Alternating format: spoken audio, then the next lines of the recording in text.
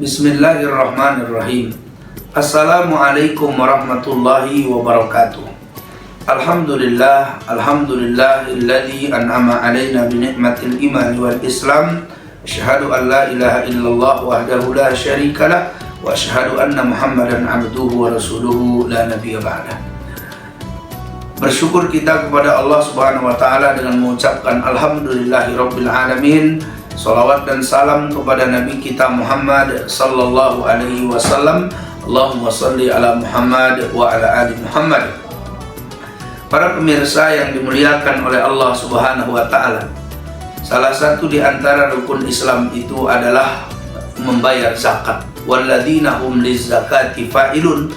Orang-orang yang beruntung itu di antaranya adalah orang-orang yang membayar zakatnya.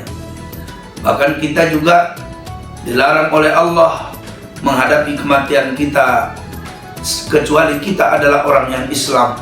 Salah satu di antara orang Islam itu dia mampu menunaikan zakatnya bila sudah mencapai haul dan nisabnya. Lalu kemudian muncul pertanyaan, zakat itu apakah kita keluarkan sendiri, kita bagi sendiri, atau zakat itu kita berikan kepada lembaga? Kita lihat dari masa Nabi Sallallahu Alaihi Wasallam, orang-orang yang membayar zakatnya, umumnya mereka membayar zakatnya itu adalah diambil oleh negara. Karena kata Allah Subhanahu Wa Taala, "A'udzubillahi minasyaitonirrajim, khudh min amwalihim shadaqatan tutahhiruhum wa tuzakkihim biha." Kata Allah, ambillah dari sebagian harta mereka. Untuk apa? Untuk mensucikan harta dan jiwa mereka.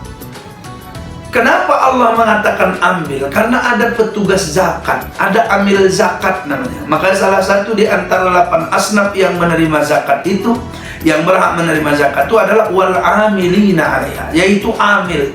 Siapa amil itu? Yaitu dari lembaga zakat. Maka pada saat itu tugas amil ini menghimpun zakat, diambilnya. Maka pada saat itu bahkan kata ulama dia tidak boleh mengambil manfaat ketika mengambil zakat itu. Misalnya ada orang menyalamkan uang kepadanya. Kalau uang yang disalamkan itu ini uang minyak lah Pak misalnya. Kalau uang minyak itu akan merubah tekadnya dalam menghitung zakat, bisa curang dia nanti, bisa dimaafkannya hal-hal yang tidak bisa dimaafkan dalam zakat itu, maka tak boleh diterimanya. Itulah amil.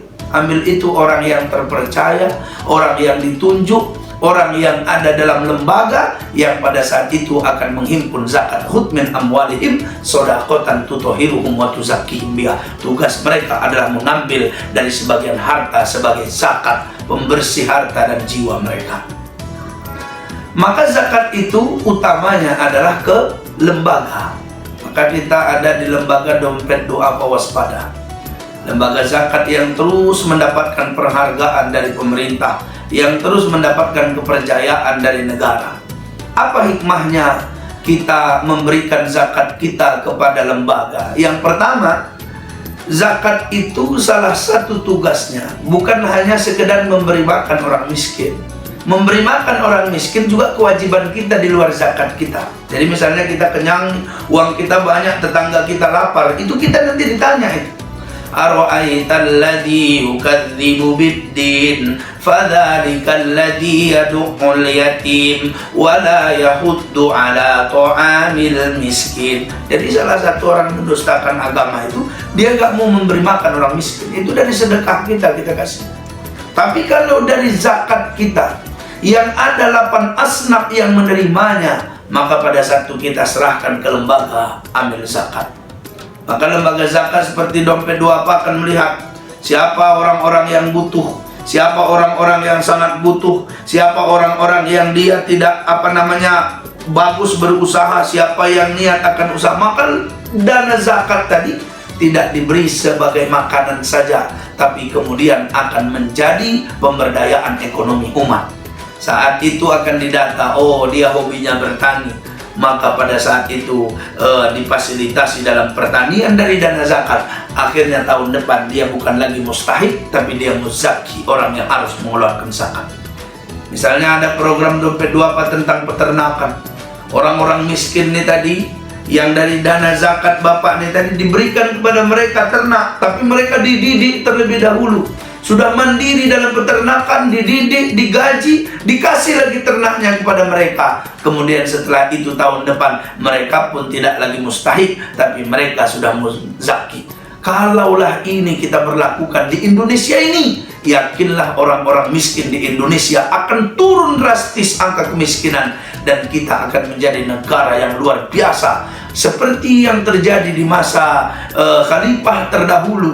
Bagaimana di antara mereka asal diketuk rumah warga untuk memberikan zakat, gak ada yang mau menerimanya. Saya sudah kaya. Saya sudah cukup. Saya tidak berhak menerimanya. Kenapa? Karena dana zakat benar-benar produktif, tidak hanya konsumtif yang dimakan habis, tapi lembaga. Siapa yang bisa melakukan ini? Adalah lembaga amil zakat, dan di sini ada dompet duafa.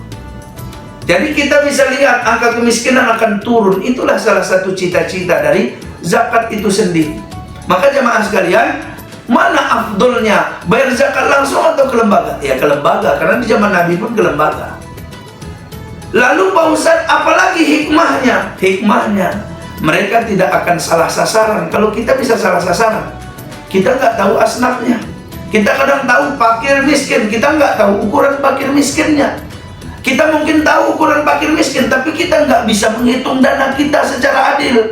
Maka pada saat itu serahkanlah ke lembaga. Insya Allah zakat tadi tidak sekedar menunaikan kewajiban kita, tapi juga akan membantu orang merentaskan kemiskinan di negeri ini. Saya rasa ini saja yang dapat saya sampaikan. Assalamualaikum warahmatullahi wabarakatuh.